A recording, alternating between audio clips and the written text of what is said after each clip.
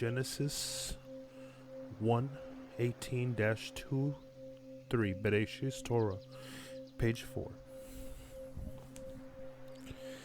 And God saw all that he had made, and behold, it was very good. And there was evening, and there was morning, a sixth day. Thus the heaven and the earth were finished, and all their array. By the seventh day God completed his work that he had done, and he abstained on the seventh day from all his work that he had done. God blessed the seventh day and sanctified it, because on it he abstained from all his work that God created to make. These are the products of the heaven and the earth when they were created on the day that Hashem God made earth and heaven. Now all the trees of the field were not yet on the earth, and all the herb of the field had not yet sprouted. For Hashem God had not sent rain upon the earth, and there was no man to work the soil. A mist ascended from the earth and watered the whole surface of the soil.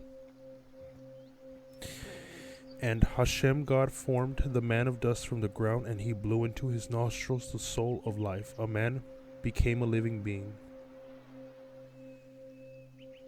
Hashem God planted a garden in Eden to the east, and placed there the man whom he had formed. And Hashem God caused to sprout from the ground every tree that was pleasing to the sight and good for food. Also the tree of life in the midst of the garden, and the tree of knowledge of good and bad.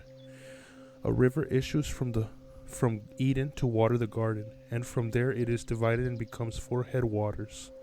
The name of the first is Pishon, the one that encircles the whole land of Havilah, where the gold is. The gold of the land is good. The Bedalach is there, and the Shoham stone. The name of the second river is Gihon, the one that encircles the whole land of Cush.